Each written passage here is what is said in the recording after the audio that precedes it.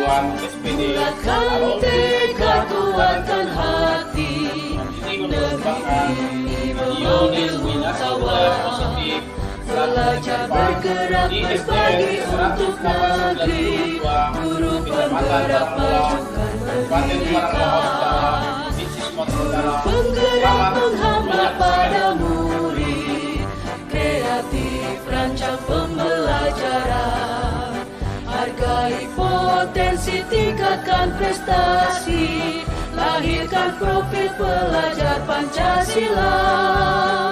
Belajar, bergerak, berbagi untuk negeri, kita menjalin kolaborasi.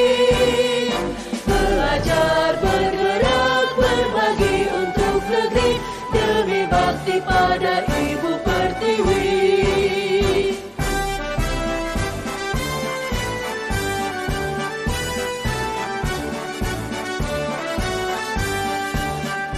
Bulatkan tekad, kuatkan hati, negeri ini memanggilmu kawan.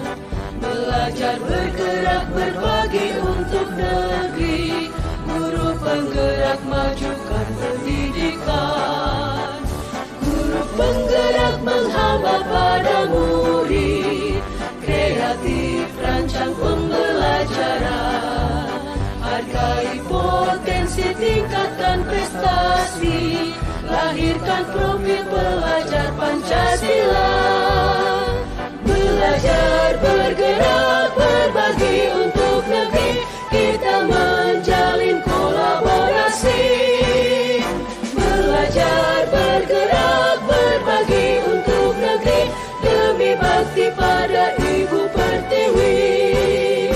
Belajar, bergerak, berbagi untuk negeri, kita menjalin kolaborasi. Belajar, bergerak, berbagi untuk negeri, demi bakti pada Ibu Pertiwi. Demi bakti pada Ibu Pertiwi.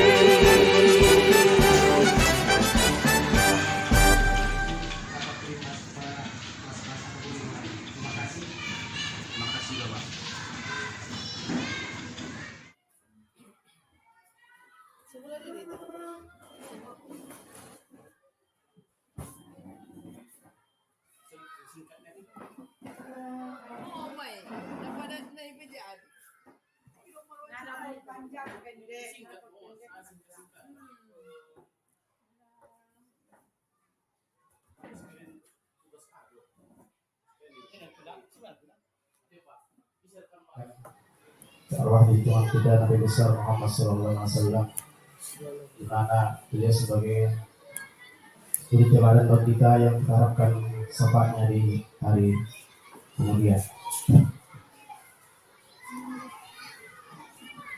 Terima kasih pada Bapak Ibu semuanya yang hadir di dalam ruangan ini. Sebelumnya saya ucapkan sangat berterima kasih kehadiran Bapak Ibu. Yang saya hormati Bapak Pengawas yang hadir pada kesempatan kali ini, begitu juga kepada Bapak Kepala Sekolah UN 180 SD 32. Bapak Ibu yang hadir pada kesempatan ini, saya di sini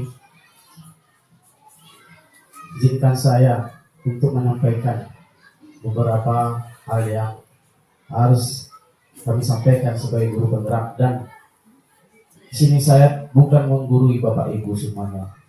Di sini saya hanya berbagi, sharing dan belajar bersama dengan Bapak Ibu semuanya.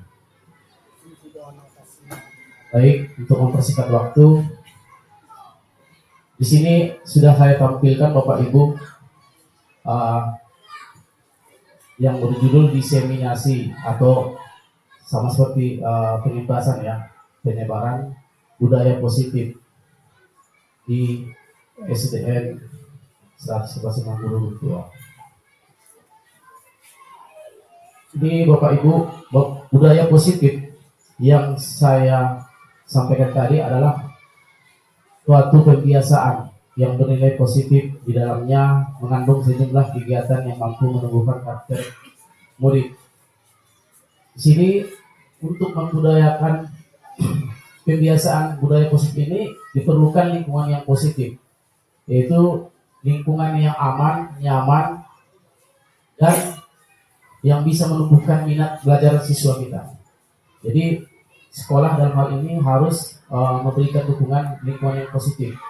Kemudian peranan guru, kepala sekolah, pengawas, dan semuanya warga sekolah perlu adanya peranannya dan dukungannya untuk mencapai budaya positif tersebut. Kemudian untuk mendukung budaya positif ini kita perlukan suatu disiplin positif. Disiplin positif di sini maksudnya bagaimana kita memberikan kontrol atau bagaimana kita memberikan pengaruh kepada siswa untuk bertindak, berpikir supaya berjalannya budaya positif tersebut. Jadi murid mampu berpikir, bertindak, mencipta dengan mandiri, merdeka, dan bertanggung jawab jika 3 hal ini dapat dilaksanakan. Bapak Ibu, mungkin selama ini kita berpikir bahwa disiplin positif itu adalah berkaitan dengan hukuman. Ternyata kalau dari segi teorinya yang dipelajari, terutama kami di PGP, bahwa disiplin positif ini tanpa ancaman atau hukuman. Jadi dengan seperti ini maka diharapkan murid kita dapat meningkat kesadarannya, karena motivasi bukan dari hukuman tadi. Biasanya anak kita kan takut akan hukuman, ancaman misalnya dari guru, maka dia melakukan sesuatu, atau karena mengharapkan imbalan atau penghargaan. Yang lebih baik adalah sebenarnya motivasi dalam dirinya, yaitu kesadaran siswa dalam membentuk karakter positif. Kemudian mengontrol, menguasai diri, dan bertanggung jawab mengacu pada nilai-nilai yang kita hargai atau kewajiban. Bapak Ibu, maksudnya di sini kan siswa kita ini dia melakukan sesuatu karena ada tujuan. Mungkin motivasinya selama ini dari luar, misalnya karena hukuman, takut karena dihukum, misalnya terlambat karena dihukum dia takut, atau karena mengharapkan suatu penghargaan atau nilai gitu. Seharusnya yang kita harapkan murid kita itu yaitu dia sadar gitu dalam dirinya bahwa dia yakin bahwa nilai-nilai yang mereka percaya itu mereka langsung melaksanakannya gitu, tanpa harus ada hukuman atau penghargaan atau imbalan. Inilah nanti yang kita hubungkan nanti dengan keyakinan kelas. Nah, jadi ini mungkin secara singkat ya Bapak Ibu saya buat ini supaya menghemat waktu. Kebanyakan orang akan menghubungkan kata disiplin dengan kata tata tertib, teratur, dan kepatuhan pada peraturan. Nah, Bapak Ibu, peraturan dengan keyakinan kelas, misalnya selama ini kita membuat peraturan kelas, ada keyakinan kelas, beda Bapak Ibu. Dimana kalau peraturan itu biasanya dari mana? Dari gurunya ya, dari gurunya atau dari sekolah, bukan dari siswa, dan cenderung ada hukuman gitu. Dan rinci dia. Misalnya dilarang tidak memakai helm misalnya. Maka itu namanya peraturan karena dari sumbernya dari atas ya, dari atasan misalnya. Nah, itu kalau dilanggar maka ada hukuman, sanksi. Nah, yang kita harapkan ini keyakinan kelas itu mereka yakin akan sesuatu nilai yang kita percaya bersama di dalam kelas tersebut tanpa harus melihat suku dan ras agamanya. Misalnya saling menghargai, apapun agama pasti mengakui itu, bahwa saling menghargai, saling menghormati itu adalah hal yang baik. Nah, itulah namanya seperti nilai-nilai kebajikan atau universal yang disepakati bersama. Kemudian Bapak Ibu di sini kalau dengan hukuman nanti siswa tersebut akan merasa tersakiti, tertekan gara-gara hukuman. Maka Bapak Ibu diharapkan jangan lagi kita memakai hukuman. Itu adalah jalan yang terakhir kita buat. Tapi bagaimana menumbuhkan kesadaran siswa murid kita di kelas. Nah, Bapak Ibu di sini untuk menjalankan disiplin positif tadi, itu kita perlukan posisi kontrol guru. Di sini kalau kita sebagai guru biasanya ada posisinya sebagai penghukum. Penghukum berarti dia biasanya ciri-cirinya bagaimana Bapak Ibu? Biasanya membentak, marah-marah, bahkan langsung menghukumnya, tidak seimbang dengan kesalahannya. Ini Bapak Ibu kalau dalam teori pendidikan sekarang, paradigma baru, bahwa itu dijauhi karena membuat murid kita akan dendam ataupun membenci gurunya, sehingga dia pun membenci pelajarannya gitu. Jadi bagaimana membuat siswa itu sadar gitu. Kemudian membuat rasa bersalah. Misalnya kalimatnya itu misalnya membuat siswa itu tidak ada positifnya. Misalnya kamu bagaimana membuat ibu marah atau membuat bapak marah. Kamu ini, nah ini kalimat-kalimat yang ini menyalahkan ini, jadi siswa juga merasa dirinya bersalah dan merasa gagal gitu. Padahal kita sebagai guru pendidik harus memberikan penguatan kepada siswa mereka dalam hal ini sebagai manusia biasa yang bersifat salah. Tapi kita harus di sini posisinya yang paling ideal adalah sebagai manajer. Kalau sebagai teman, ini biasanya nadanya itu seperti teman gitu. Contohnya, kamu nak, janganlah membuat ibu marah. Udahlah, sekali ini bapak maafkan. Nanti jangan lagi ya. Nanti bapak tidak mau lagi memberikan nasihat. Nah, jadi nadanya tidak terlalu tegas gitu. Dia memposisikan dirinya sama seperti temannya. Memang ini bagus, cuma nanti muridnya ini akan ketergantungan kepada gurunya. Bapak itu bapak itu baik sama aku. Dia akan ketergantungan. Kemudian kalau sebagai manajer, ini dia memberikan perbaikan kesalahan pada murid. Nanti Bapak Ibu nanti saya pertontonkan videonya. Nah, waktu kita singkat, jadi saya lanjutkan. Kebutuhan dasar manusia. Kebutuhan dasar manusia yang pertama, ya tentunya membutuhkan kasih sayang dan rasa diterima. Jadi murid juga manusia, murid juga butuh kasih sayang. Jadi mereka sebenarnya membuat sesuatu tindakan itu sebenarnya kadang murid kita itu kurang kasih sayang sama dari orang tuanya. Jadi kita sebagai guru hendaknya seperti orang tua berikan kasih sayang. Kemudian kebebasan. Kenapa siswa kita sering bertingkah yang tidak sesuai dengan keinginan kita misalnya? Contohnya mereka ribut di kelas. Kadang-kadang murid itu butuh kebebasan gitu. Jadi kita harus tahu sebenarnya kenapa murid kita itu bertindak melanggar atau menjalani suatu disiplin. Kesenangan juga kita butuhkan sebagai manusia. Jadi murid kita kadang bosan di kelas, dia butuh kesenangan, makanya dia bertingkah yang tidak sesuai dengan keinginan kita. Nah, seharusnya kita pun sebagai guru, Bapak Ibu, sebenarnya konsep pendidikan yang diajarkan Ki Hajar Dewantara, kita itu menuntut, bukan apa yang kita mau gitu.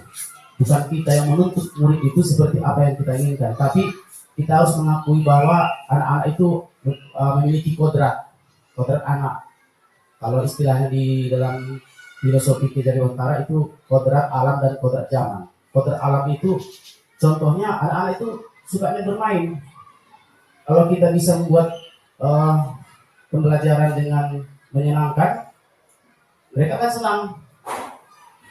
Dengan senang mereka bahagia. Apapun yang mereka dengarkan dari gurunya, mereka akan lebih mudah memahaminya. Itu kodrat anak. Kodrat zaman, ya tentunya zaman dulu dengan zaman sekarang berbeda. Zaman dulu tidak mengenal HP. Kalau zaman sekarang mungkin anak-anak kita mungkin lebih pandai ya, murid kita daripada kita untuk memainkan berbagai gadget itu. Nah ini kalau kita berkreasi, kita bisa memanfaatkan teknologi ini untuk menumbuhkan minat belajar mereka. Nah, disinilah yang sebelumnya saya lupa tadi memaparkan bagaimana konsep Ki Hajar Dewantara tentang pendidikan, bahwa anak-anak didik kita itu sebagai bibit, benih-benih seperti benih padi gitu, ditanam, ya tumbuhnya seperti padi. Yang kita inginkan kita tanam padi, tumbuhnya jagung. Jadi manusia itu yang dari lahirnya memang memiliki kodrat, cuma kita hanya menuntun gitu. Jadi pendidikan itu menuntun, seperti halnya seperti pamong, memfasilitasi. Itu Bapak Ibu. Kemudian ini contoh tadi, mungkin sudah saya jelaskan tadi, mengapa peraturan menggunakan helm bagi pengendara motor. Mengapa ada peraturan jaga jarak, menggunakan masker saat pandemi? Bukankah jawaban untuk keselamatan? Nah, keselamatan inilah nilai-nilai kebajikan Bapak Ibu.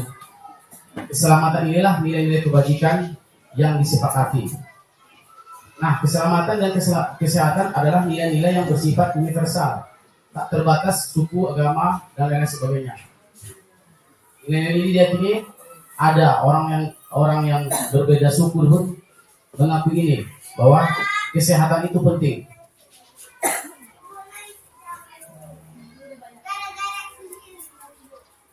Baik, Bapak Ibu, ini masuk kita ke pembuatan keyakinan kelas. Keyakinan kelas dengan peraturan kelas berbeda, Bapak Ibu. Sudah saya jelaskan tadi bahwa peraturan itu adanya hukuman. Kalau keyakinan kelas tidak ada hukuman. Itu bedanya, yang paling mencolok Bapak Ibu. Keyakinan kelas ini dia sumbernya itu, usulannya itu dari siswa kita. Jadi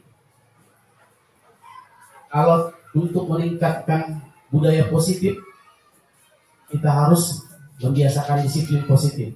Disiplin positif salah satunya caranya dengan cara membuat keyakinan kelas. Itu Bapak Ibu. Jadi di sini menumbuhkan budaya positif ini dengan kesepakatan kelas. Beda Bapak Ibu ya, kesepakatan kelas beda tipis ini. Kalau kesepakatan kelas ini prosesnya yang disepakati. Nah hasilnya, barangnya itu yang sudah jadi itu namanya keyakinan kelas. Itu menurut saya. Nah, ciri-cirinya dia sifatnya abstrak, sedangkan peraturan terinci. Abstrak ini sederhana tapi umum, artinya umum gitu. Singkat. Kenapa singkat? Supaya mudah dipahami, mudah diingat oleh siswa. Jadi jangan terlalu banyak juga Bapak Ibu. Makanya nanti caranya nanti diklasifikasikan. Kalimatnya positif. Tidak boleh misalnya kalau ada misalnya keyakinan kelas jangan membuang sampah, itu tidak bagus. Tapi jagalah kebersihan. Nah seperti itu Bapak Ibu. Jadi kata negatif itu menggunakan kata jangan, tidak gitu. Tapi kita buatnya kalimatnya positif. Atau buanglah sampah pada tempatnya. Nah, itu positif. Kalau jangan membuang sampah sembarang. Nah, itu ciri-cirinya Bapak Ibu buat keyakinan kelas. Kemudian semuanya siswa aktif. kita usahakan semua aktif untuk memberikan usulan, mudah diingat sesuai dengan kondisi kelas. Kemudian nanti refleksi atau kita evaluasi terus. Kalau misalnya ada sesuatu permasalahan di kelas, bisa kita masukkan lagi dengan yang terbaru, keyakinan kelas yang terbaru. Jadi itu namanya sesuai dengan kondisi kelas. Nah ini Bapak Ibu saya ringkas lagi tahapan keyakinan kelas. Yang pertama Bapak Ibu begini, ya. Kalau kami ya di kelas kami buat dulu impian kelas. Maksudnya kita ajak siswa kita berimajinasi. Bagaimana mereka inginkan kelas mereka. Ada yang membuat misalnya kelas harus indah, gitu. Kelas kami harus sejuk, kelas kami harus nyaman. Itu yang mereka impikan. Kemudian mereka tuliskan di selembar kertas. Kita tuntut mereka, jangan kita yang mempengaruhi. Tidak boleh Bapak Ibu. Nanti kalau kita yang mempengaruhi berarti bukan keyakinan kelas lagi, harus sama-sama gitu. Guru dan siswa. Guru di situ menuntun. Tulis di kertas, bisa berkelompok nanti dibagi kelompoknya. Kemudian bisa secara individu masing-masing mengusulkan. Jadi curahan mereka itu harus berupa impian mereka tentang kelas mereka. Misalnya kelas yang aman, nggak pernah berkelahi ataupun yang ribut gitu. Itu impian, harapan. Ya kita ajak mereka untuk menggambarkan kelas mereka yang mereka inginkan, yang idealnya bagaimana. Itu maksud Bapak Ibu. Bisa dengan survei kelas juga, kita menyurvei tapi mereka yang memberikan usulan. Kemudian Bapak Ibu setelah mereka memberikan curahan di kertas seperti ini, misalnya bisa berwarna, tergantung Bapak Ibu kreasinya bagaimana. Dituliskan masing-masing, kemudian mereka kita arahkan untuk menempel di dinding atau di manapun yang bisa bentuknya warna, ada hiasannya terserah. Jadi kita tempelkan dulu di dinding, kemudian kita suruh nanti murid kita membacakannya setelah selesai masing-masing semuanya. Lalu di situ kan ada kalimat-kalimat usulan tadi, mungkin bisa berupa peraturan dia, misalnya jangan ribut di kelas, ada itu yang mengusulkan seperti itu. Nanti ada juga yang mengusulkan tidak boleh berkelahi di kelas. Nah ini kita gabungkan jadi satu, kita klasifikasikan, kita kelompokkan dalam misalnya dengan kalimat yang mengacu pada nilai-nilai kebajikan tadi Bapak Ibu. Misalnya nilai kebajikannya kan banyak, misalnya ketertiban, menjaga ketertiban, terus kelas yang tertib boleh, tidak harus singkat tapi singkat dan padat. Misalnya kelas yang nyaman, menjadi kelas yang nyaman. Jadi kita masukkan yang tadi itu usulan yang tidak boleh berkelahi di kelas. Misalnya usulannya kan jangan mengganggu teman misalnya. Itu kita masukkan ke ketertiban kelas. Nanti kita golongkan jadi beberapa kalimat jadinya. Jadi nanti keyakinan kelas itu yang tadi usulan murid-murid kita itu kita buat sesingkat-singkatnya dengan kalimat yang positif. Tadi Bapak Ibu kan, yang positif, singkat, mudah dipahami, kalimatnya bila perlu yang menarik gitu. Nah, jadi nanti menjadi kalimat yang sedikit mudah dipahami gitu. Nah, ini nanti dibuatlah dalam suatu wadah, misalnya karton bisa, atau tempat yang menarik kita buat tempelkan ini, atau bisa berupa spanduk yang kecil, bisa kita buat gambarnya, pokoknya yang menarik lah. Jadi nanti ini kita tempelkan di kelas. Ada juga membuat tempat pernyataan keyakinan kelasnya itu ada tanda tangannya masing-masing gitu. Jadi mereka ini membuat kesepakatan kelas. Nah, setelah dijadikan suatu berbentuk fisik ya, udah jadi, maka itulah keyakinan kelas. Berarti mereka yakin dengan apa yang mereka usulkan. Jadi mereka yang membuat apa itu? Catering class itu sebenarnya. Kita hanya paling nanti tugas guru di situ mengklasifikasikan kemana kelompoknya setiap usulan murid tersebut. Sebenarnya waktu itu mudahnya membuat catering class ini, cuma menjalankan yang susah. Jadi perlu nanti ada refleksi atau ditinjau ulang apakah mereka menjalankan atau tidak. Nah, nanti ada caranya Bapak Ibu. Ada namanya segitiga restitusi. Kan dalam hal menjalankan disiplin positif dan kegiatan kelas ini pasti nggak mulus. Pasti ada masalah. Pasti ada murid yang melanggar. Pasti itu. Tidak mudah seperti membalikan tangan bahwa mereka udah tertib, disiplin, enggak.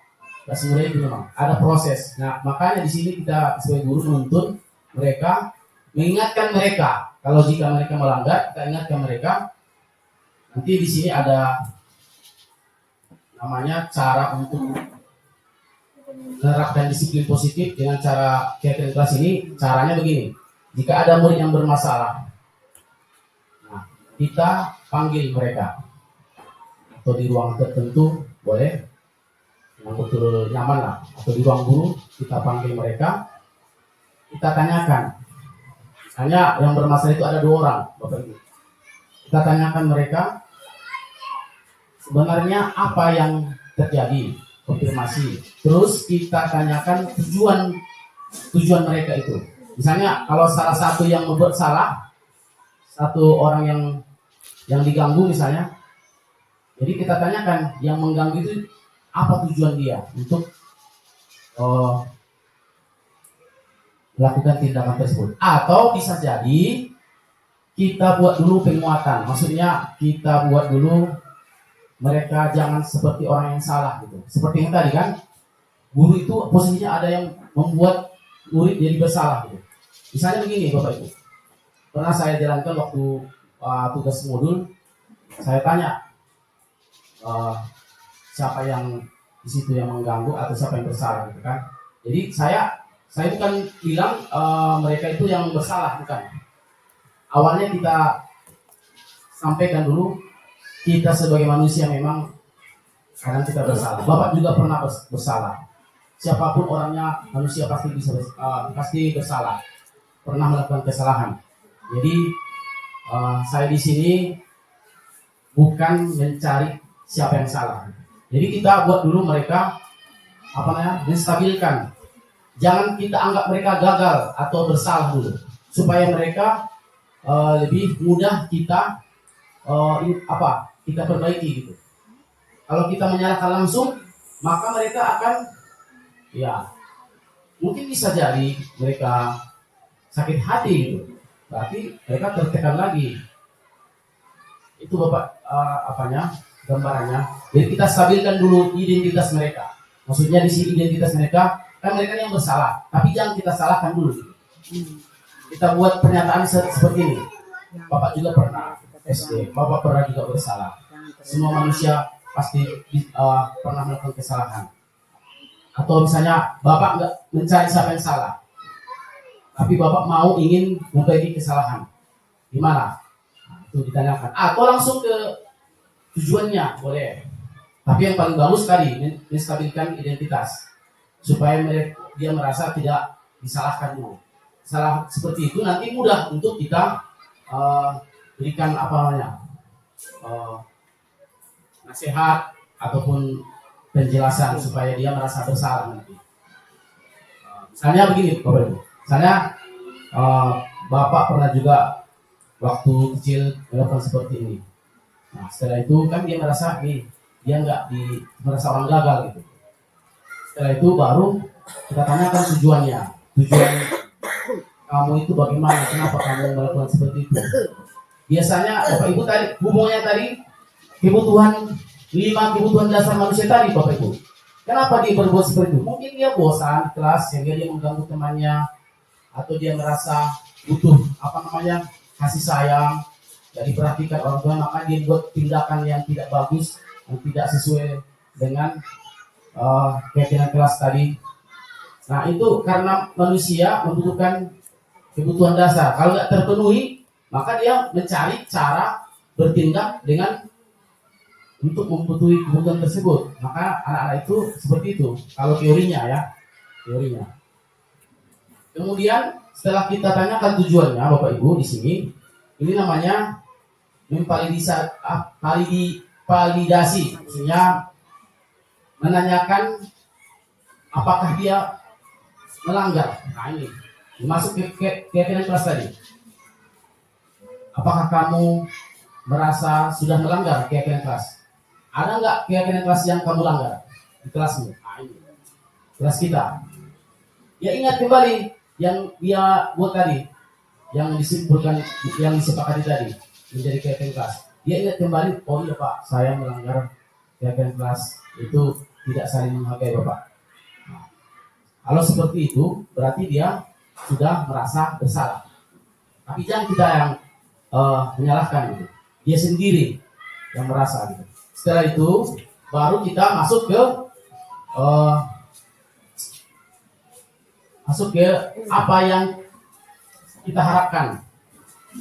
Maka ada nanti pertanyaan, kamu ingin menjadi orang yang seperti apa kalau begitu?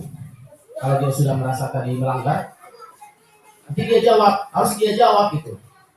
Nah inilah restitusi ini namanya, maksudnya memperbaiki kesalahan, bukan menghukum. Tidak zamannya lagi menghukum, Bapak Ibu. Tapi kalau menghukum itu jalan yang terakhir itu. Bapak Ibu, segitiga restitusi ini tujuannya untuk memperbaiki diri, memperbaiki kesalahan si anak, sehingga dia betul-betul melakukan sesuatu karena dari dirinya, motivasi dirinya dari dalam, bukan karena ancaman, bukan karena hadiah atau penghargaan.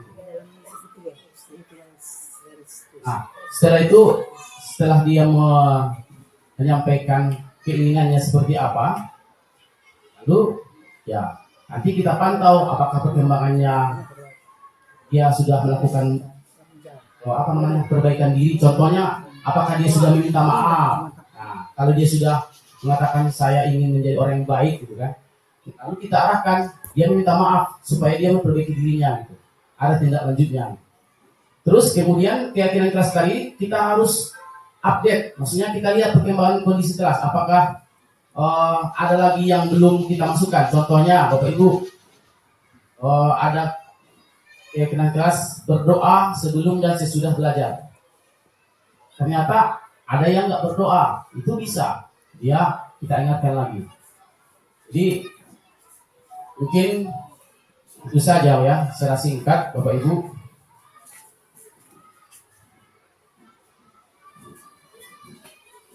Ini ada video untuk mungkin sebagai penutup bisa kita tonton bersama.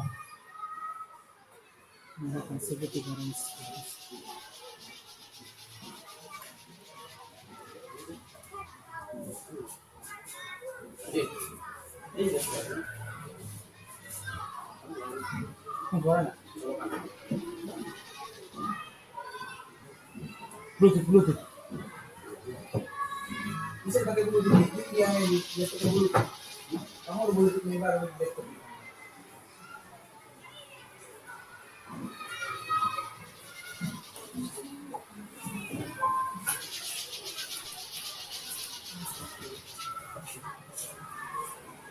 Nah, bisa deh.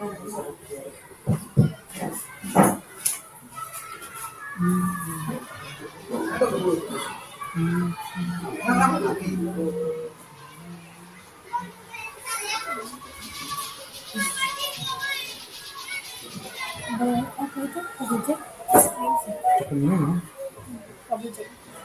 kabel ada kabelnya ada Warna hitam kan? nggak ada.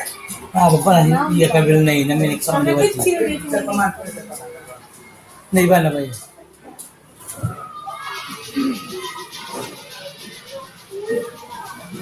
Malamig na yun ito laptop eh. Dito. Pero sebenarnya dia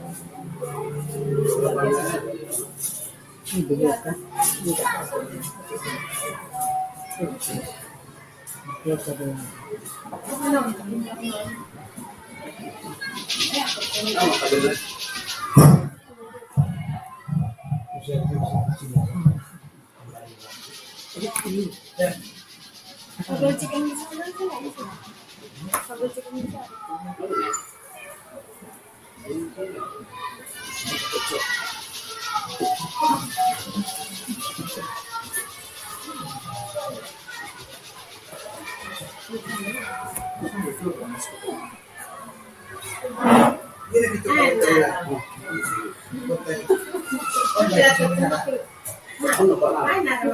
kan.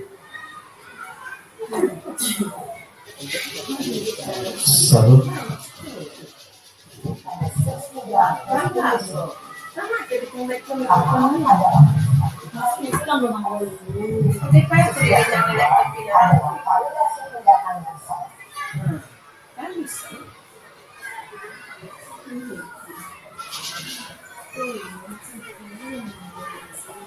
Halo dan bahagia, ibu dan bapak pada video kali ini kita akan membahas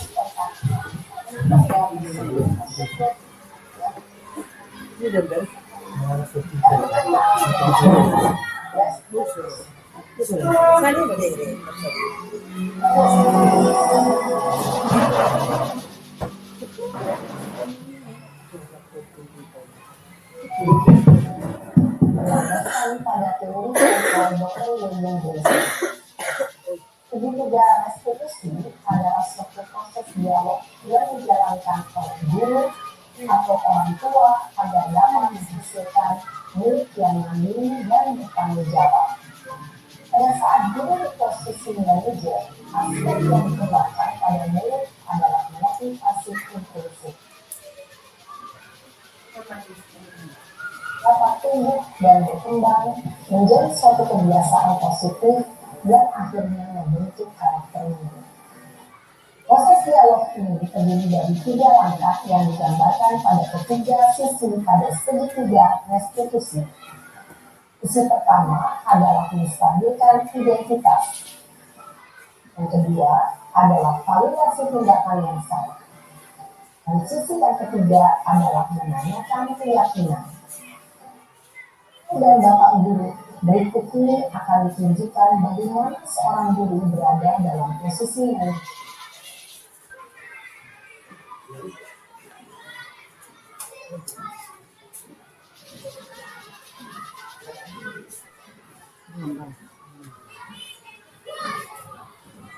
satu-satu ke depan, mengusulkan gitu.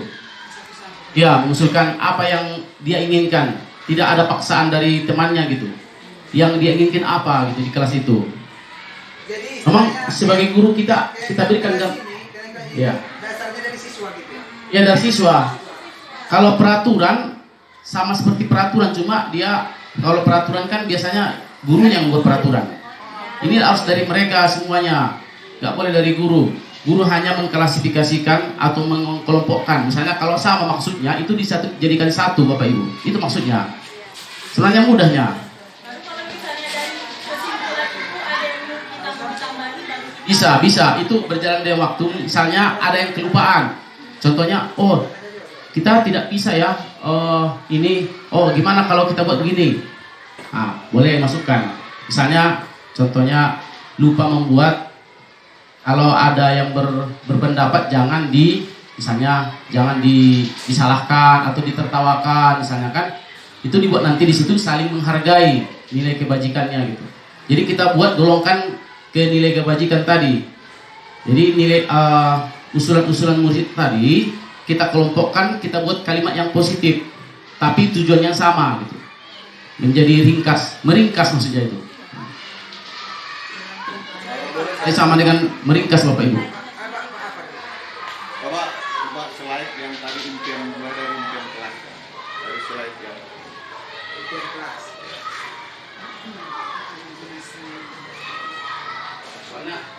Jadi makanya agak apa dia? Sebenarnya kalau panjang apa nanti dong detail, cuma karena waktu kita singkat, jadi saya singkat tadi. Saya buat yang saya singkat-singkatnya. Kalau pati down, iPad. Iya deh. Pati down. Lalu kita gabungkan itu menjadi satu kalimat positif sesuai dengan nilai-nilai kebajikan. Maksud nilai kebajikan ini yang singkat, misalnya menjaga kebersihan, tepat waktu, terus saling menghargai, keamanan, menjaga kebersihan gitu. Jadi bebas gitu, tapi yang singkat supaya mudah dipahami dan dihafal.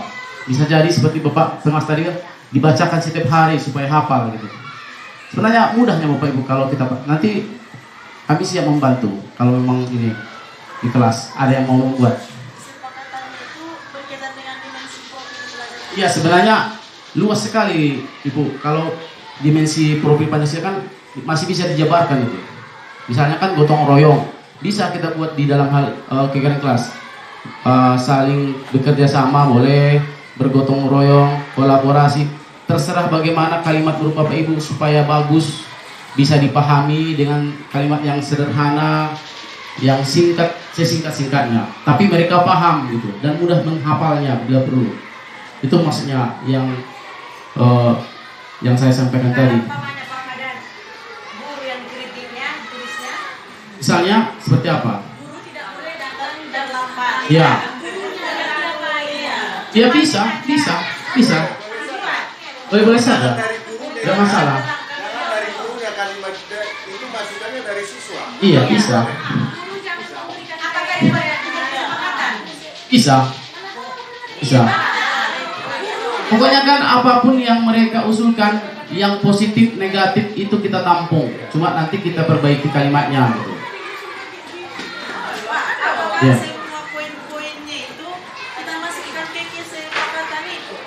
Ada juga itu Bu, maksudnya sama maksud dan tujuannya. Contohnya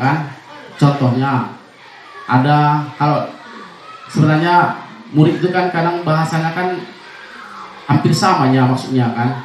Jadi contohnya tidak mengganggu teman dalam belajar. Ada satu tidak berbuat jahat di kelas ketika temannya belajar misalnya. Dia hampir sama. Kita masukkan dalam satu kalimat. Apalagi kira-kira Bapak Ibu. Misalnya kita buat contoh aja lah. Inilah semua muridnya contohnya. Jadi usulannya misalnya apa? Nggak usah ditulis dulu. Nah, kalau misalkan ada murid seperti ini, guru tidak boleh memberikan PN terlalu banyak. Iya bisa. Tapi nanti gurunya nanti kita melihat itu kalau tujuannya itu untuk tidak positif itu nggak bisa gitu. Nah, misalnya saya tidak mau belajar gitu, itu nggak positif, bukan positif, negatif itu. Bukankah kesepakatan kelas itu dari siswa untuk siswa? Iya, dari siswa untuk siswa. Makanya nggak boleh dari guru gitu.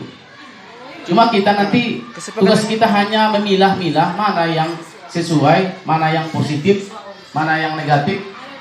Misalnya boleh makan di kelas, itu kan usulan yang negatif. Tapi bisa masukkan. Kita harus hargai.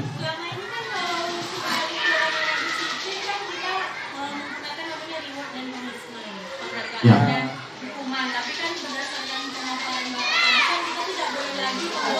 Ya. Ya. Ya. Jadi kesadaran anak-anak itu bagaimana kita menumbuhkannya kalau kita tidak boleh memberikan hadiah ataupun hukuman. Kesadaran di situ itu. Baik, pertanyaan bagus. Jadi pernah ini kami tanyakan gitu. Kenapa diberikan hadiah? Itu kan bisa memotivasi siswa, jelas. Tapi dalam teorinya, ini dalam teori nih Bapak Ibu. Teori. Ini teori yang kita mau kita praktekkan. Dalam teorinya, kalau memberikan penghargaan itu, dia akan ketergantungan kepada penghargaan tersebut, sehingga mematikan kreativitas katanya. Maksudnya di sini, ini sudah diteliti oleh ahli-ahli gitu kan. Tapi memang ada juga yang penghargaan itu sesekali diberikan, tapi nanti dia ketergantungan. Makanya yang paling bagus sebenarnya menurut teorinya itu bagaimana menumbuhkan kesadaran siswa tumbuh dari dalam dirinya. Itulah tadi motivasi intrinsik itu. Kalau ekstrinsik dari luar, misalnya ancaman, dia melakukan sesuatu disiplin patuh pada keyakinan itu karena dia takut dimarahi. Bukan itu yang kita harapkan itu. Jadi paradigma yang baru sekarang ini bagaimana menumbuhkan motivasi dalam diri itu yang ditekankan. Memang ancaman dan hukuman itu biasanya menyakitkan mereka, menyakitkan hati mereka, sehingga mereka dendam gitu. Bahkan mereka ingat sampai dia mungkin udah dewasa, ini bapak itu begini, saya pernah dimaki-makinya gitu. Nah ini menurut penelitian memang nggak bagus lagi, nggak sesuai lagi. Itulah tugas kita Bapak Ibu, menuntunnya. Jadi memang sungguh berat nih Bapak Ibu. Kami juga di dalam grup penggerak ini memang pernah kami pesimis. Cuma katanya kita tidak boleh menyalahkan murid sebenarnya. Karena mereka kan dalam proses pembelajaran. Jadi ya tentu kita sebagai guru memberikan contoh. Itu pun memang kita harus menjadi contoh. Kalau nggak dicontoh, keyakinan kelas itu percuma. Kalau misalnya dalam kelas kita nggak sesuai dengan keyakinan kelas juga yang mereka usulkan, memang kita juga salah. Jadi, iya, maksudnya kita harus jadi contohnya. Di kelas minimal kelas 1 dan kelas 4 itu ada kesepakatan kelas. Kesepakatan kelas ini sebenarnya adalah pergantian nama. Di kurikulum Merdeka ini kan banyak pergantian nama, banyak pergantian istilah. Kalau pemahaman yang sebenarnya, kesepakatan kelas ini adalah tata tertib, yang mana selamanya ini tata tertib itu kan yang membuat guru atau sekolah. Untuk kurikulum Merdeka, tata tertib itu dirubah kalimatnya menjadi kesepakatan kelas yang isinya dari murid, bukan lagi sekolah yang membuat peraturan. Itu intinya Bapak Ibu. Prosesnya mulai dari tadi yang dipaparkan oleh Pak Madan, dari impian kelas. Itulah kita minta pendapat siswa. Mereka membuat pendapatnya apa aturan-aturan yang akan dilaksanakan di kelas itu. Mereka yang membuat. Atau misalkan berikan kertas, silakan ditulis masing-masing apa impiannya, apa keinginannya di kelas itu, peraturan yang bagaimana yang mau kita buat setiap siswa. Itulah tadi model yang mau dibagikan oleh Pak Madan. Contoh misalnya saya sebagai narasumber, saya meminta kesepakatan kelas. Misalnya ada peserta itu membuat apa istilahnya, tidak boleh merokok di dalam ruangan misalnya selama kegiatan berlangsung, tidak boleh merokok di dalam ruangan. Satu. Ada lagi yang lain, peserta yang lain, mohon kalau ada yang bertanya, yang lain mendengarkan. Kan aturan itu datang dari peserta itu, bukan dari narasumbernya. Itu maksudnya di sini Bapak Ibu. Jadi prosesnya inilah yang saya minta ada dokumentasinya, proses pelaksanaan untuk membuat kesepakatan kelas itu. Kalau alurnya inilah dia. Pertama, kita membuat impian tadi berarti meminta masukan, meminta pendapat. Ya, kalau dia di kelas rendah, tidak usah ditulis. Silakan aja secara lisan. Gua beda bahasa kita. Nanti penyusunannya setelah mereka membuat aturan-aturan tadi, memberikan masukan, penyusunannya silakan guru yang menyusun kalimat-kalimat mana yang relevan, kan itu. Jangan langsung kalimat yang dari murid itu, mungkin banyak mau diperbaiki. Dan itu pun setelah kita buat istilah kesimpulan, setelah notulennya, kita kembalikan ke siswa. Ya pandaputmu, on mana set kaminan on menurutku. Ya, kalau memang sepakat itulah menjadi kesepakatan kelas. Hasilnya itu kita tuangkan seperti yang katakan Pak Madan tadi, tambahin di kertas kita tulis atau bagaimana modelnya supaya cantik, dan itu kreasi. Itulah kita tempelkan nanti di kelas. Misalkan hari ini dibacakan oleh si A, kesepakatan kelas tadi sebelum masuk dibacakannya. Mungkin tidak usah tiap hari, mungkin sekali 2 minggu bergantian untuk mengingatkan kembali. Gunanya itu mengingatkan supaya siswa itu hafal atau tahu apa-apa yang harus mereka kerjakan di kelas itu. Itu menurut pengertian saya Bapak Ibu. Nah nanti setelah itu terjadi, setelah ada kesepakatan, prosesnya itulah menjadi keyakinan kelas, proses pelaksanaannya. Kalau segitiga restitusi tadi itu proses kalau ada yang melanggar. Itu kalau ada yang melanggar, itu tadi segitiga itu. Bagaimana kita tidak langsung harus menghukum, kan itu. Tidak kita misalnya kita dapatkan satu anak melanggar kesepakatan kelas tadi, tidak harus kita langsung hukum dia, tidak. Itulah tadi prosesnya. Kan dia tadi tidak pernah menyalahkan siswa itu, walaupun memang salah. Walaupun memang salah. Nah, seperti itu Bapak Ibu ya. Itulah menurut pendapat saya ya. Jadi yang perlu pertama pengertiannya supaya mudah, pengertiannya kita membuat tata tertib. Nah, peraturan kalau istilah sekarang di kurikulum Merdeka ini kan istilahnya kesepakatan kelas. Kalau yang dulu namanya tata tertib, atau kalau kita yang sudah dewasa namanya kode etik. Dan seperti itu Bapak Ibu. Sama itu dengan kalau dia di K13 KIKD. Kalau di kurikulum Merdeka CP, hanya pergantian istilah. Kalau di K13 namanya karakter, pendidikan karakter. Kalau dia di kurikulum Merdeka namanya dimensi, kan itu. Dimensi profil pelajar Pancasila. Seperti itulah Bapak Ibu yang mau kita kerjakan. Cuma dokumentasi pelaksanaan untuk pembuatan kesepakatan ada dokumentasinya. Kalau bisa kita videokan prosesnya, yang kita suruh mereka membuat impiannya setiap siswa, bagaimana proses kita mengambil keputusannya, ada videonya sampai dia tertuang dalam satu aturan. Ada dia yang baku, misalnya kita tuliskan di kertas manila atau kita ketikkan, kita tempelkan di ruangan. Itu aja prosesnya Bapak Ibu.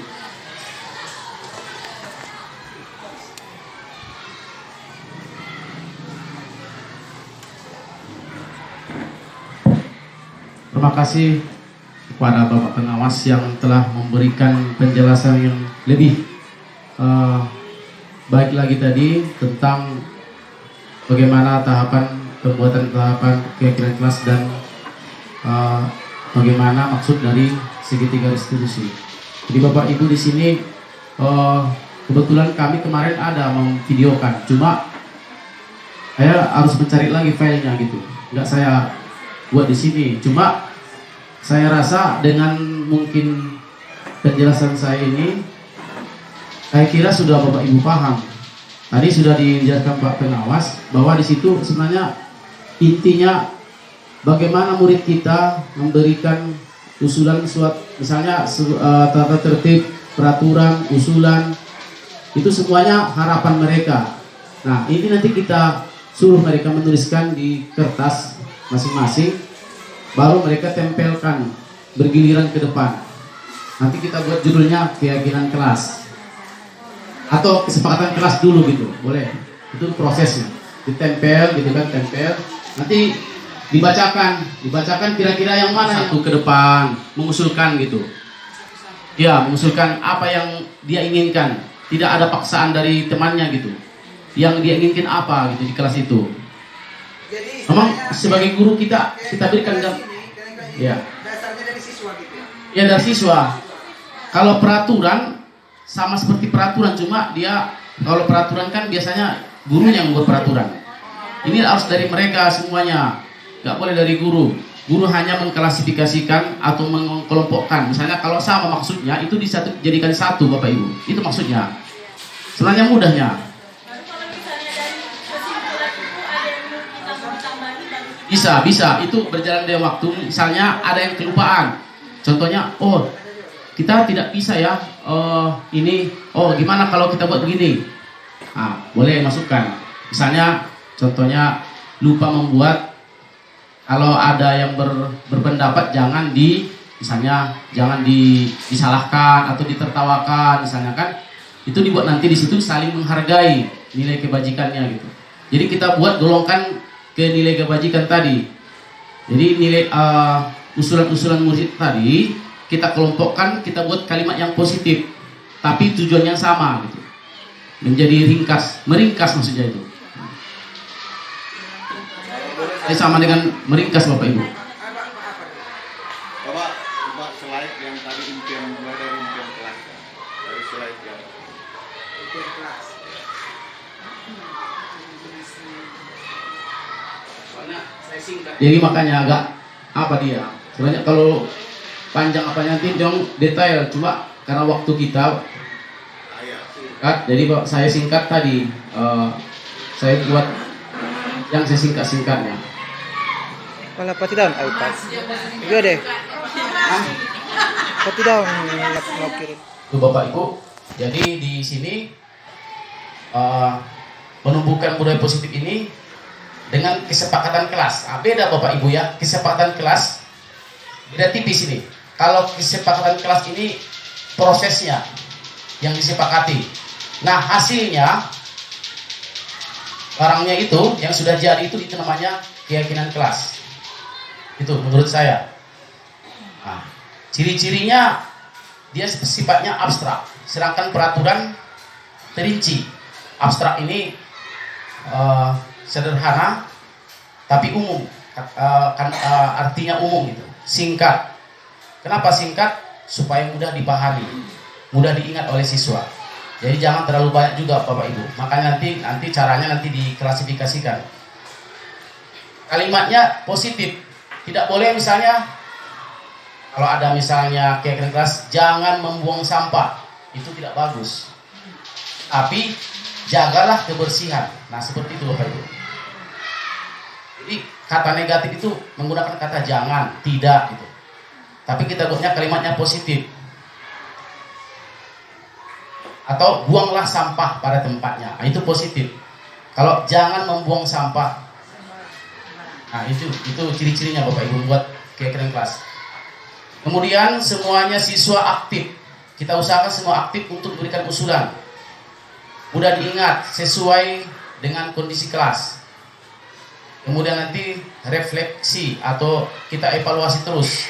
Kalau misalnya ada sesuatu permasalahan di kelas, bisa kita masukkan lagi dengan yang terbaru, keyakinan kelas yang terbaru. Nanti itu namanya sesuai dengan kondisi kelas. Nah ini Bapak Ibu saya ringkas lagi nih tahapan keyakinan kelas. Yang pertama Bapak Ibu begini, ya. Kalau kami ya di kelas kami buat dulu impian kelas. Maksudnya kita ajak siswa kita berimajinasi. Bagaimana mereka inginkan kelas mereka. Ada yang membuat misalnya kelas harus indah gitu. Kelas kami harus sejuk. Kelas kami harus nyaman. Itu yang mereka impikan. Kemudian mereka tuliskan di selembar kertas. Kita tuntun mereka, jangan kita yang mempengaruhi. Tidak boleh Bapak Ibu. Nanti kalau kita yang mempengaruhi berarti bukan keyakinan kelas lagi, harus sama-sama gitu. Guru dan siswa. Guru di situ menuntun. Tulis di kertas, bisa berkelompok nanti dibagi kelompoknya. Kemudian bisa secara individu masing-masing mengusulkan. Jadi curahan mereka itu harus berupa impian mereka tentang kelas mereka. Misalnya kelas yang aman, nggak pernah berkelahi ataupun yang ribut gitu. Itu impian, gitu, harapan gitu. Ya kita ajak mereka untuk menggambarkan kelas mereka yang mereka inginkan, yang idealnya bagaimana. Itu maksud Bapak Ibu. Bisa dengan survei kelas juga. Kita menyurvei tapi mereka yang memberikan usulan. Kemudian Bapak Ibu setelah mereka memberikan curahan di kertas seperti ini, misalnya bisa berwarna, tergantung Bapak Ibu kreasinya bagaimana. Dituliskan masing-masing, kemudian mereka kita arahkan untuk menempel di dinding atau di manapun yang bisa bentuknya berwarna, ada hiasannya terserah. Jadi kita tempelkan dulu di dinding. Kemudian kita suruh nanti murid kita membacakannya setelah selesai masing-masing semuanya. Lalu di situ kan ada kalimat-kalimat usulan tadi, mungkin bisa berupa peraturan dia. Misalnya jangan ribut di kelas, ada itu yang mengusulkan seperti itu. Nanti ada juga yang mengusulkan tidak boleh berkelahi di kelas. Nah ini kita gabungkan jadi satu. Kita klasifikasikan, kita kelompokkan dalam misalnya dengan kalimat yang mengacu pada nilai-nilai kebajikan tadi Bapak Ibu. Misalnya nilai kebajikannya kan banyak. Misalnya ketertiban, menjaga ketertiban. Terus kelas yang tertib boleh. Tidak harus singkat, tapi singkat dan padat. Misalnya kelas yang nyaman, menjadi kelas yang nyaman. Jadi kita masukkan yang tadi itu usulan yang tidak boleh berkelahi di kelas. Misalnya usulannya kan jangan mengganggu teman misalnya. Itu kita masukkan ke ketertiban kelas. Nanti kita golongkan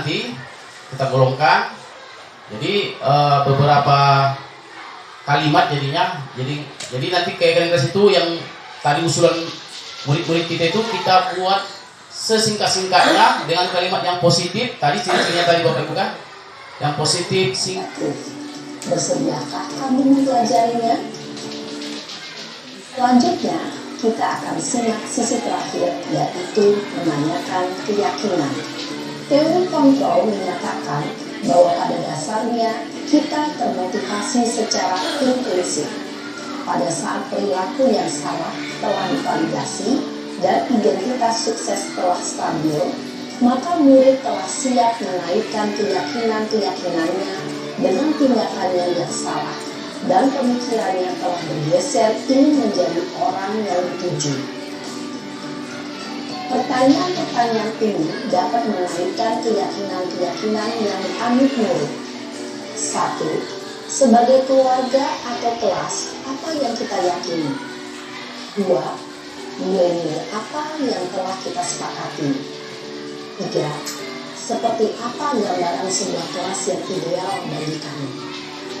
4. Kamu ingin menjadi orang seperti apa?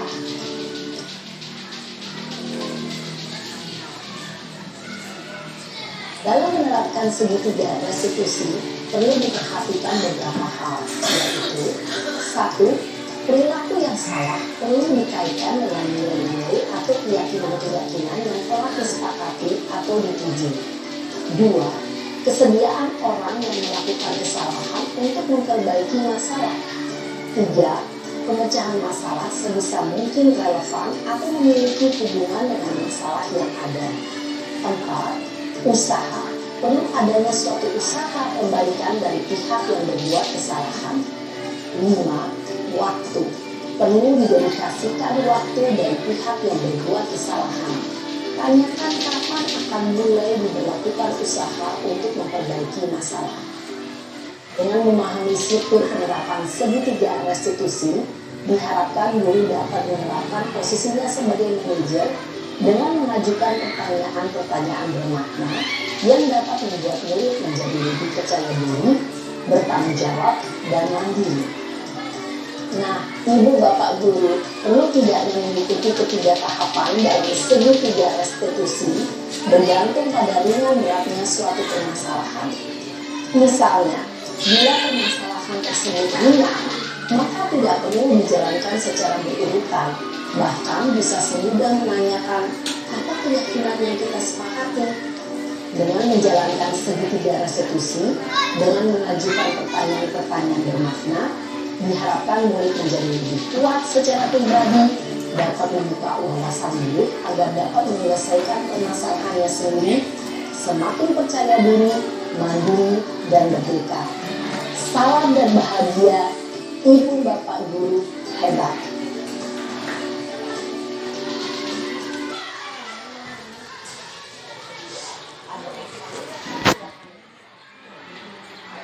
Yang ketiga adalah menanyakan keyakinan. Ibu dan Bapak Guru, berikut ini akan ditunjukkan bagaimana seorang guru berada dalam posisi manajer menggunakan penerapan segitiga restitusi.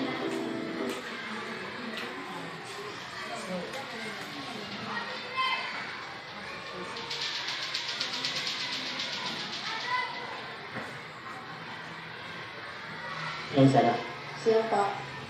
sudah lama gak ketemu Sarah? Kenapa hari ini ada di sini? Kesel Pak, kesel banget.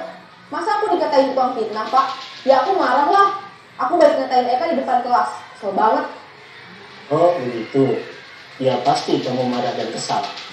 Bapak juga akan marah apabila ada yang menuduh Bapak seperti itu. Yan, Pada saat itu, kamu mau melakukan apa? Ya saya langsung ngatain Eka lah Pak. Kesel banget. Saya bentak-bentak dia depan teman-teman lain. Oh begitu. Pasti kamu melakukan seperti itu karena suatu alasan tertentu kan? Iyalah, masa saya diam saja Pak? Ya saya bela diri lah.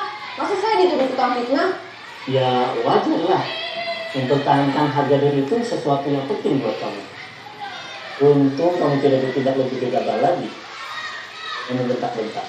Iya Pak. Saya masih bersabar dan hanya meminta saja. Sudah gemes padahal, saya pasti bela diri lah. Ya pasti ya. Tapi kamu memilih untuk tetap bertahan dan bersabar.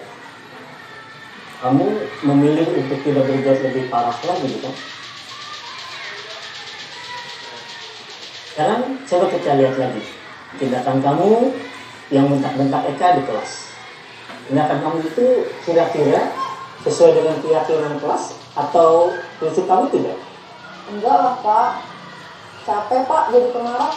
Jadi keyakinan atau prinsip mana yang kurang sesuai dengan keinginan kamu? Ya, saya sebenarnya sangat menghargai orang lain. Saat itu saya menjadi emosi, jadi tidak menunjukkan sikap itu. Kamu meyakini tidak?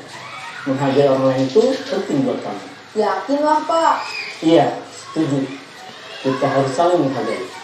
Namun, ada juga keyakinan yang kita sepakati yang perlu kita jalankan apabila kita sedang marah, bukan? Ya, saya bisa lebih proaktif, mulai dengan diri sendiri. Saya bisa jadi lebih sabar, mengambil waktu juga untuk berpikir mau apa selanjutnya. Kira-kira kamu bersedia memperbaiki masalah ini tidak? Bersedia Pak. Kalau kamu memperbaiki masalah ini, kamu akan menjadi orang seperti apa? Saya akan menjadi orang yang bertanggung jawab kali ya Pak. Dan senantiasa proaktif. Iya, menurut kamu bagaimana rasanya menjadi orang seperti itu? Ya nyaman lah, bangga bisa bersabar dan menahan diri. Baiklah kalau begitu. Yuk kita pikirkan bagaimana memperbaiki masalah ini.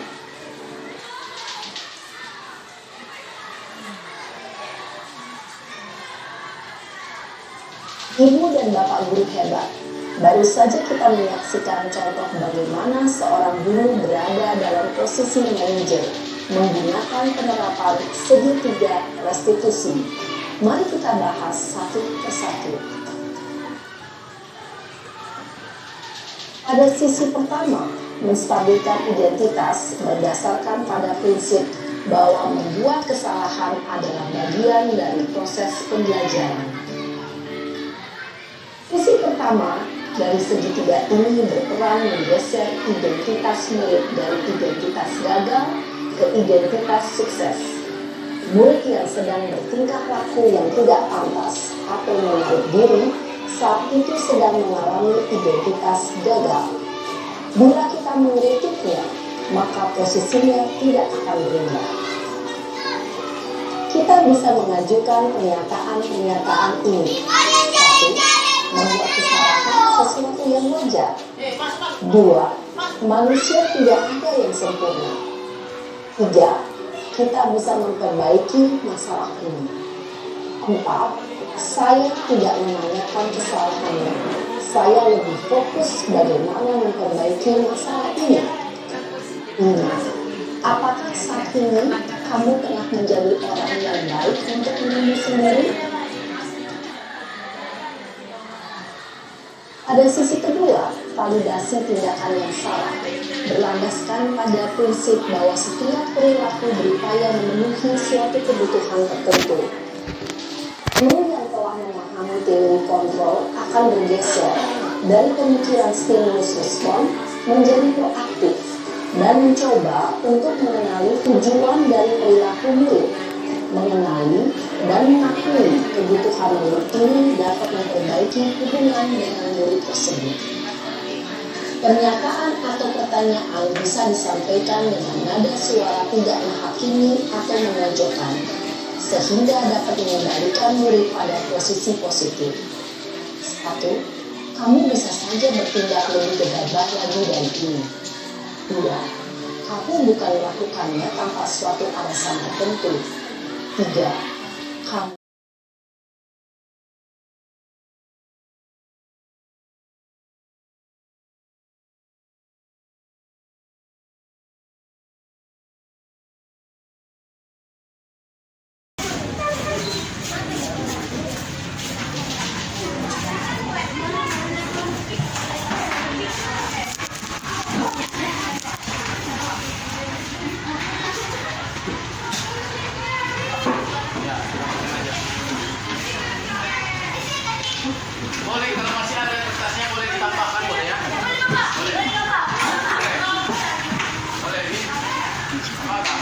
Lebih dari 1.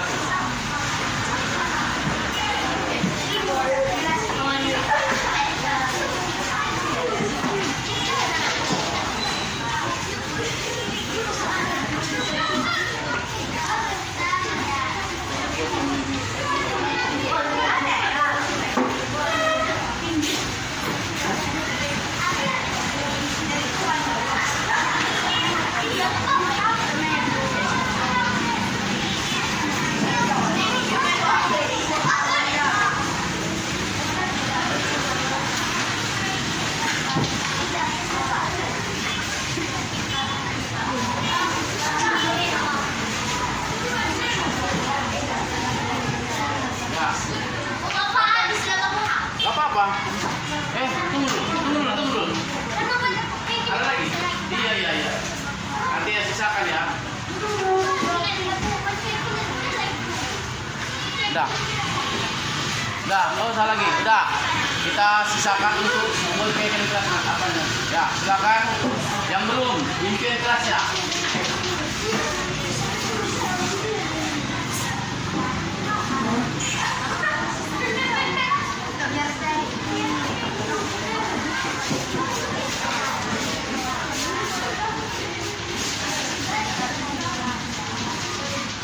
Siapa ini?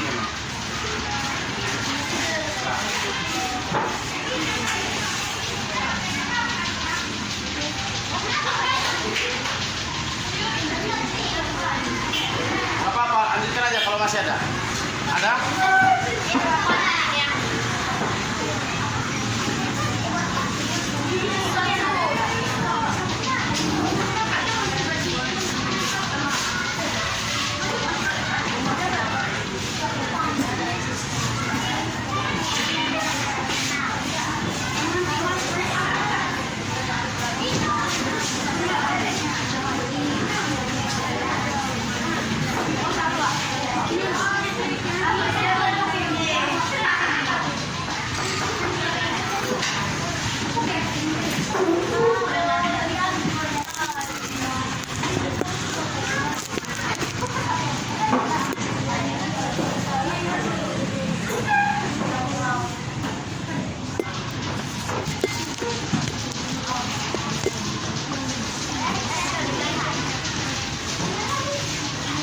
Baik, sudah semuanya sudah menyampaikan harapan, impian, keinginan kalian di depan di papan tulis.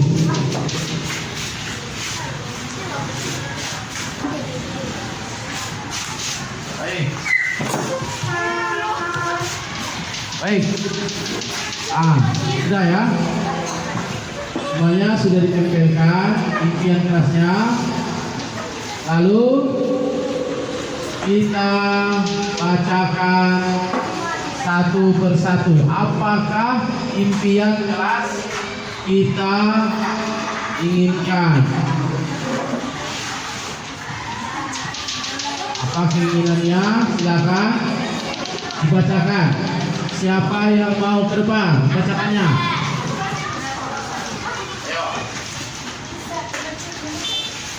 Salwa, gantian ya. Bacakan satu baris ini ya. Bacakan. Keinginan si apa? Siapa namanya? Keinginannya si Wulan sayangi kelas rapi dan indah, biasanya bertuliskan. Dari Mei, tidak ada yang mengganggu dan berkelahian. Dari Imran, saya ingin kelas ini tertib dan tidak ada yang ribut. Dari Najwa, kelas yang damai, aman dan tertib, tidak ada perkelahian dan keributan dan saling menghargai. Ya. Dari Aira, impian saya adalah kelas yang rukun dan kelas yang nyaman, tidak ribut dan saling menghargai. Ya, terus sampai sana. Irma, harapan saya untuk kelas ini, saya ingin ingin kelas ini saling menghargai satu sama lain. Dari Suci, saya mau kelas yang bersih dan sejuk dan kalau pulang salam-salaman. Dari Siti, saya hanya ingin kelas ini bisa berubah dan aku ingin sebelum atau sesudah belajar kita berdoa bersama. Iya. Silakan. Ya, tepuk tangan dulu. Ya. Ya, lanjutkan.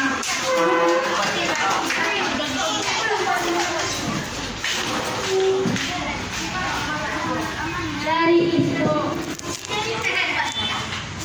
pengen tertib semuanya dan banget kelas ini lebih indah. Harapan saya semoga Bapak ingat kami semua dan semoga juga Bapak baik-baik di sekolah baru. Terima kasih. Dari adik, saya mau kelas kita lebih cantik. Dari Andika, tidak mengatakan nama orang tua, teman dan menghargai teman. Dari Aren, saya ingin memimpikan kelas yang bersih, nyaman dan aman dan juga indah. Ya. Dari Ayumi, saya memimpikan kelas yang bersih, nyaman dan aman dan juga indah. Ya, bagus. Dari Nur, saya ingin memimpikan kelas yang indah, nyaman, aman dan tentram.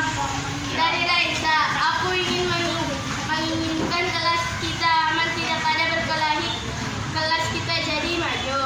Kia, aku ingin menginginkan tidak ada yang ribut dan yang berantem. Impian kelas Desti, harapan atau impian saya adalah rajin belajar, saling menghargai dan tidak berkelahi. Baik, tepuk tangan dulu. Silakan siapa lagi? Laki-laki dulu, laki-laki. Ayo. Bacakan ini. Semuanya ke bawah, ya.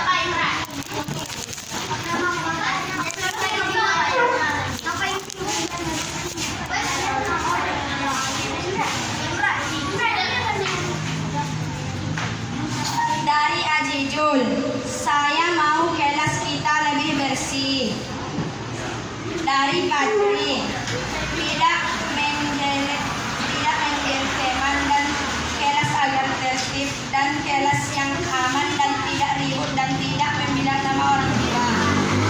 Dari aku, tidak mencaci teman dan tidak mengatakan nama orang tua, membuat kelas yang nyaman dan tidak ribut. Dari Rizky Amando, saya pengen kelas aman dan tentram. Dari Rian Sandi, tidak ada yang boleh mengganggu teman, tidak ada yang boleh mengganggu dan ribut, tidak ada yang mengatakan nama orang tua. Dari Ali, tidak boleh ribut di kelas.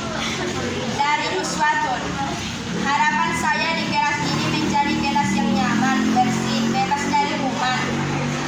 Dari Rizky Pratama, saya ingin kelasnya bersih dan rapi dan saya ingin menjadi keinginan dan aman dan tentram. Dari Uswatun, impian kami untuk Bapak tetap di kelas dan mengajar tetap di sekolah. Baik, ya, tepuk tangan dulu. Baik, jadi anak-anak semuanya sudah kita tempelkan masing-masing keinginannya, harapannya, impiannya, agar bagaimana kelas kita ke depannya. Ya, di sini memang Bapak lihat ada yang sama tujuannya, sama maksud dan tujuannya, ya kan? Jadi maka kita buat beberapa kalimat yang sama menjadi satu kalimat tujuannya yang sama juga, karena bagaimanapun akan kita buat supaya lebih diingat, ya kan? Mungkin ini akan susah kita ingat semuanya, ya kan? Kita buat yang mirip, yang sama, maksud dan tujuannya kita buat satu kalimat yang bagus dan singkat. Saya murid Pak Ramadan Hasibuan, di mana beliau menasihati kami agar kami selalu disiplin di sekolah. Salah satunya kami membuat kesepakatan kami yang disebut dengan keyakinan kelas, di mana keyakinan kelas itu dari kami dan untuk kami, supaya kami teratur dan disiplin. Terima kasih Pak Ramadan yang telah mendidik kami agar menjadi murid yang baik. Saya murid Pak Ramadan Hasibuan, di mana beliau mengarahkan kami agar kami selalu disiplin di sekolah. Salah satunya kami membuat keyakinan kelas, di mana keyakinan kelas itu seperti 1. Menjaga kebersihan, 2. Saling menghargai dan menghormati, 3. Aktif dan semangat dalam belajar, 4. Berdoa sebelum dan sesudah belajar, 5. Salam sopan santun dan lainnya. Itu semua bertujuan agar kami disiplin kami. Terima kasih Pak Ramadan yang telah mendidik kami agar kami menjadi murid yang disiplin.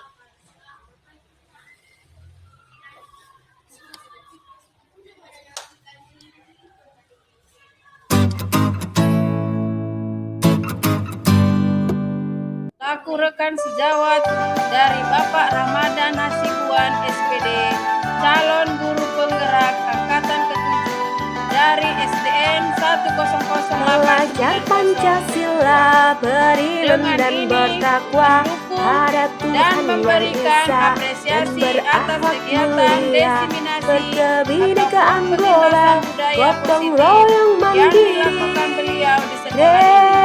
kreatif dan apa yang bernalar telah kritis, dituntaskan belajar Pancasila, beriman dan bertakwa pada Tuhan yang Esa, dan berakhlak mulia, berkebinekaan global, gotong royong mandiri, kreatif dan bernalar kritis. Belajar Pancasila di sekolah kami.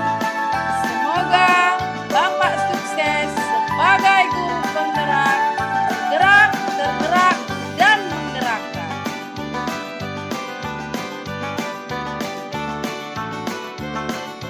Saya selaku Kepala Sekolah dari Bapak Ramadan Hasibuan SPD, calon guru penggerak angkatan ke-7, dengan ini mendukung dan memberikan apresiasi terhadap kegiatan diseminasi budaya positif yang dilakukan beliau di sekolah ini. Semoga budaya positif tersebut dapat diterapkan seluruh warga sekolah yang diharapkan dapat mewujudkan peningkatan kualitas pendidikan yang berpihak pada murid yang merdeka belajar dan terbentuknya profil pelajar Pancasila.